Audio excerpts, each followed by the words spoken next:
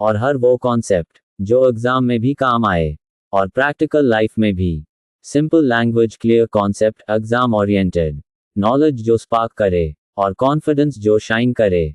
Welcome to legal spark. Subscribe करें, क्योंकि यहाँ लॉ सिर्फ पढ़ाया नहीं जाता, यहाँ लॉ समझाया जाता है। LLB first year family law का महत्वपूर्ण प्रश्न जो हर बार पूछा जाता है, अभी आने वाले एग्जाम में ये सभी क्वेश्चन जरूर आएंगे। तो चलिए शुरू करते हैं। प्रश्न 1, हिंदू विवाह अधिनियम 1955 के अंतर्गत विवाह की आवश्यक शर्तें क्या हैं? उत्तर, हिंदू विवाह अधिनियम 1955 के अनुसार हिंदू विवाह को वैध बनाने के लिए कुछ आवश्यक शर्तों का पालन करना जरूरी है। यह अधिनियम हिंदू, बौद्ध, जैन और सिख धर्म के लोगों पर लागू होता है। सबसे पहली शर्त यह है कि विवाह के समय दोनों पक्षों का पहले से कोई जीवित पति या पत्नी नहीं होना चाहिए। यदि किसी व्यक्ति की पहली शादी रहते हुए दूसरी शादी होती है तो वह विवाह अवैध माना जाता है। दूसरी शर्त मानसिक क्षमता से जुड़ी है। विवाह के समय दोनों पक्ष मानसिक रूप से स्वस्थ होने चाहिए ताकि वे विवाह के दायित्वों को समझ सकें। तीसरी शर्त उम्र से संबंधित है। अधिनियम के अनुसार विवाह के समय लड़के की न्यूनतम आयु 21 वर्ष और लड़की की 18 वर्ष होनी चाहिए। चौथी शर्त यह है कि विवाह निषिद्ध संबंधों, प्रोहिबिटेड रिलेशनशिप के अंतर्गत नहीं होना चाहिए, जब तक कि किसी विशेष परंपरा या प्रथा द्वारा इसकी अनुमति न हो। पांचवी शर्त सगोत्र विवाह, सपिंडा रिलेशनशिप से संबंधित है। यदि दोनों पक्ष सगोत्र संबंध में आते हैं तो विवाह अवैध माना जाएगा, जब तक कि परंपरा इसकी अनुमति न दे। इस प्रकार हिंदू विवाह अधिनियम 1955 विवाह संस्था को कानूनी रूप से सुरक्षित और व्यवस्थित बनाने का कार्य करता है। प्रश्न 2, हिंदू विवाह अधिनियम 1955 के अंतर्गत तलाक के आधार, ग्राउंड्स ऑफ डिवोर्स क्या हैं? उत्तर, हिंदू विवाह अधिनियम 1955 पति और पत्नी दोनों को कुछ निश्चित परिस्थितियों में तलाक लेने का अधिकार देता है। तलाक का उद्देश्य ऐसे विवाह को समाप्त करना है जिसमें साथ रहना संभव न हो। सबसे प्रमुख आधार व्यभिचार, अडल्टरी है। यदि पति या पत्नी अपने जीवन साथी के अलावा किसी अन्य व्यक्ति के साथ शारीरिक संबंध बनाता है तो ये तलाक का आधार बन सकता है। दूसरा आधार क्रूरता, क्रूअल्टी है। यदि एक पक्ष दूसरे के साथ शारीरिक या मानसिक रूप से अत्याचार करता है तो पीड़ित पक्ष तलाक की मांग कर सकता है। तीसरा आधार परित्याग, डिजर्शन है। यदि कोई जीवनसाथी बिना उचित कारण के दूसरे को कम से कम 2 वर्षों तक छोड़ देता है तो ये तलाक का आधार बनता है। चौथा आधार धर्म परिवर्तन, कन्वर्शन है। यदि पति या पत्नी हिंदू धर्म छोड़कर किसी अन्य धर्म को अपनाता है तो दूसरा पक्ष तलाक ले सकता है। पांचवा आधार मानसिक विकार या असाध्य बीमारी भी है, जिससे वैवाहिक जीवन चलाना कठिन हो जाता है। इसके अलावा संन्यास लेना या 7 वर्षों तक जीवित होने की जानकारी न मिलना भी तलाक के आधार हो सकते हैं। इस प्रकार यह अधिनियम पति पत्नी को न्याय और स्वतंत्रता प्रदान करता है। प्रश्न 3, हिंदू कानून में भरण पोषण, मेंटेनेंस क्या है? उत्तर, भरण पोषण का अर्थ है किसी व्यक्ति को उसकी जीवन की आवश्यक जरूरतों जैसे भोजन, वस्त्र, आवास, शिक्षा और चिकित्सा सुविधा प्रदान करना। हिंदू कानून में भरण पोषण का प्रावधान हिंदू दत्तक एवं भरण पोषण अधिनियम 1956 तथा हिंदू विवाह अधिनियम के अंतर्गत किया गया है। इस कानून के अनुसार पति का एक कर्तव्य होता है कि वह अपनी पत्नी का भरण पोषण करे। यदि पति अपनी पत्नी की देखभाल नहीं करता या उसे छोड़ देता है तो पत्नी न्यायालय में भरण पोषण की मांग कर सकती है। पत्नी अलग रहने की स्थिति में भी भरण पोषण प्राप्त कर सकती है, यदि उसका अलग रहना उचित कारणों पर आधारित हो। इसके अतिरिक्त माता पिता को भी अपने बच्चों का भरण पोषण करने का दायित्व होता है। बच्चे नाबालिग होने तक माता पिता से भरण पोषण पाने के हकदार होते हैं। कुछ परिस्थितियों में वयस्क और असमर्थ बच्चे भी भरण पोषण प्राप्त कर सकते हैं। हिंदू कानून में वृद्ध माता पिता को भी अपने बच्चों से भरण पोषण पाने का अधिकार दिया गया है। न्यायालय व्यक्ति की आय और स्थिति को देखकर भरण पोषण की राशि तय करता है। इस प्रकार भरण पोषण का प्रावधान परिवार के कमजोर सदस्यों को आर्थिक सुरक्षा प्रदान करता है और सामाजिक न्याय को बढ़ावा देता है। प्रश्न 4, हिंदू उत्तराधिकार अधिनियम 1956, हिंदू सक्सेशन एक्ट क्या है? उत्तर, हिंदू उत्तराधिकार अधिनियम 1956 हिंदुओं में संपत्ति के बंटवारे और उत्तराधिकार से संबंधित कानून है। यह अधिनियम हिंदू, बौद्ध, जैन और सिख धर्म के लोगों पर लागू होता है। इस कानून का मुख्य उद्देश्य ये निर्धारित करना है कि किसी व्यक्ति की मृत्यु के बाद उसकी संपत्ति किसे और किस प्रकार प्राप्त होगी। इस अधिनियम के अनुसार यदि कोई व्यक्ति बिना वसीयत विल बनाए मृत्यु को प्राप्त होता है, तो उसकी संपत्ति उसके कानूनी वारिसों में बांटी जाती है। कानून ने वारिसों को अलग अलग श्रेणियों में बांटा है, जैसे प्रथम श्रेणी क्लास I एज और द्वितीय श्रेणी क्लास II एज। प्रथम श्रेणी के वारिसों में पत्नी, पुत्र, पुत्री और माता शामिल होते हैं। इन्हें संपत्ति में समान अधिकार दिया जाता है। 2005 के संशोधन के बाद पुत्री को भी पुत्र के समान पैतृक संपत्ति में अधिकार प्राप्त हो गया है। यदि प्रथम श्रेणी का कोई वारिस नहीं होता है, तो संपत्ति द्वितीय श्रेणी के वारिसों जैसे पिता, भाई, बहन आदि को मिलती है। यह अधिनियम महिलाओं को संपत्ति में समान अधिकार देकर लैंगिक समानता को बढ़ावा देता है। इस प्रकार हिंदू उत्तराधिकार अधिनियम परिवार में संपत्ति के न्यायपूर्ण वितरण को सुनिश्चित करता है। प्रश्न 5, दत्तक ग्रहण एडॉप्शन क्या है? हिंदू कानून में इसके क्या नियम हैं? उत्तर, दत्तक ग्रहण का अर्थ है किसी दूसरे के बच्चे को कानूनी रूप से अपना बच्चा बनाना। हिंदू कानून में दत्तक ग्रहण का प्रावधान हिंदू दत्तक एवं भरण पोषण अधिनियम 1956 के अंतर्गत किया गया है। दत्तक ग्रहण के बाद बच्चे को वही अधिकार प्राप्त होते हैं जो सगे बच्चे को मिलते हैं। इस अधिनियम के अनुसार दत्तक ग्रहण करने के लिए कुछ आवश्यक शर्तें होती हैं। सबसे पहले दत्तक लेने वाला व्यक्ति हिंदू होना चाहिए और वह मानसिक रूप से स्वस्थ होना चाहिए।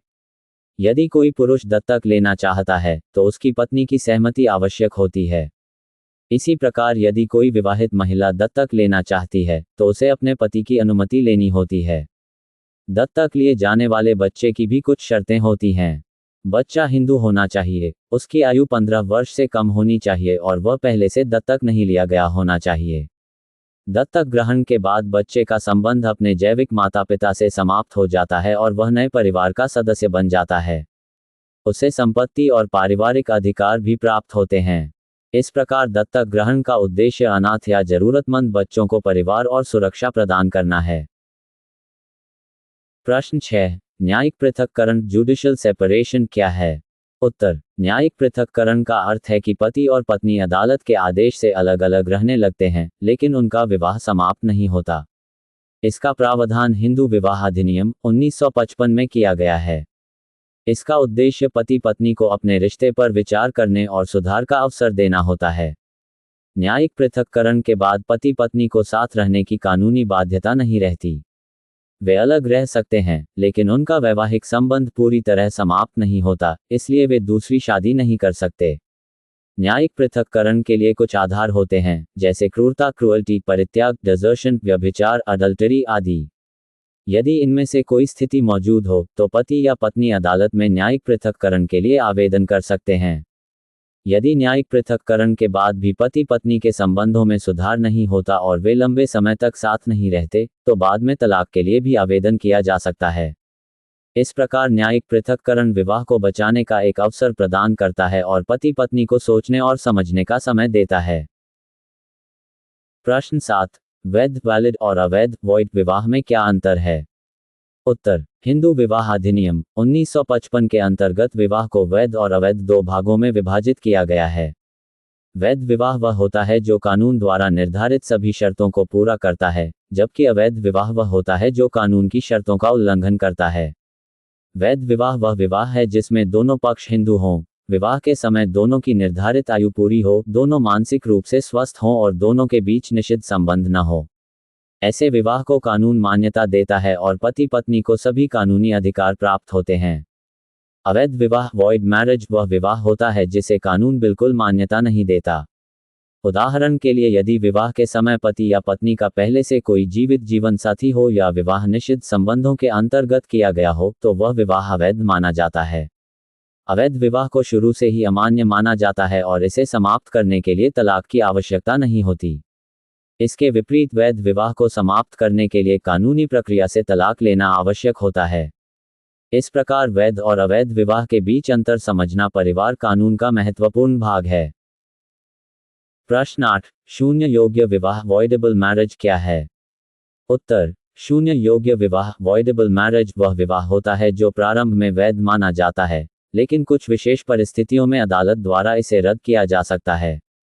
इसका प्रावधान हिंदू विवाह अधिनियम 1955 में किया गया है।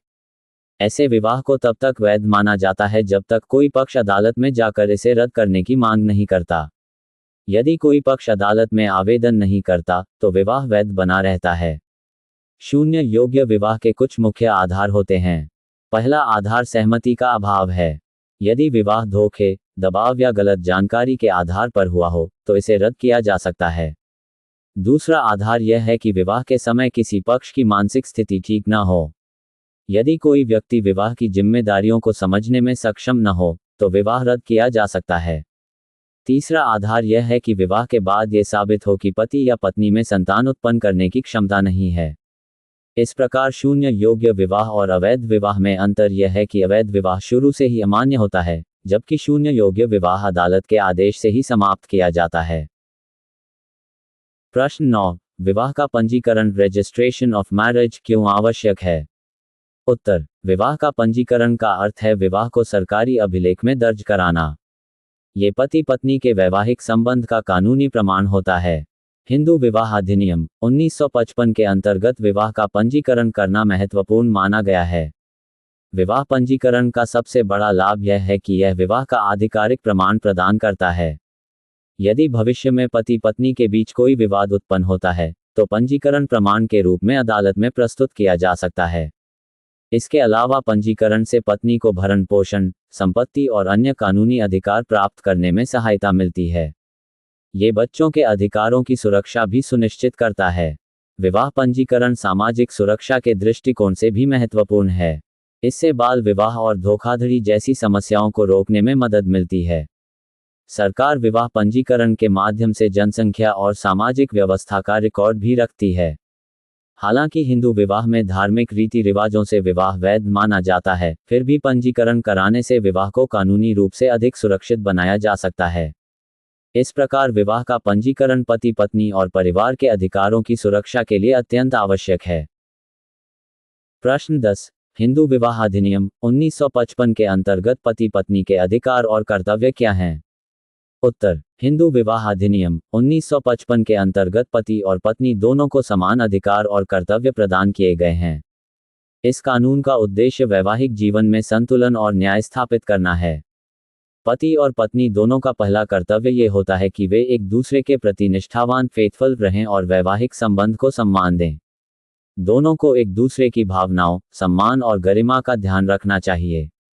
पति का ये कर्तव्य होता है कि वह अपनी पत्नी और बच्चों का भरण पोषण करे। वहीं पत्नी का भी ये दायित्व होता है कि वह परिवार की देखभाल करे और पति का सहयोग करे। हालांकि आधुनिक कानून पति पत्नी दोनों को समान अधिकार देता है। पति पत्नी दोनों को साथ रहने और वैवाहिक जीवन का आनंद लेने का अधिकार होता है। यदि कोई एक पक्ष बिना उचित कारण के दूसरे को छोड़ देता है तो दूसरा पक्ष अदालत में न्याय की मांग कर सकता है। इसके अलावा दोनों को संपत्ति, भरण पोषण और तलाक से संबंधित कानूनी अधिकार भी प्राप्त होते हैं।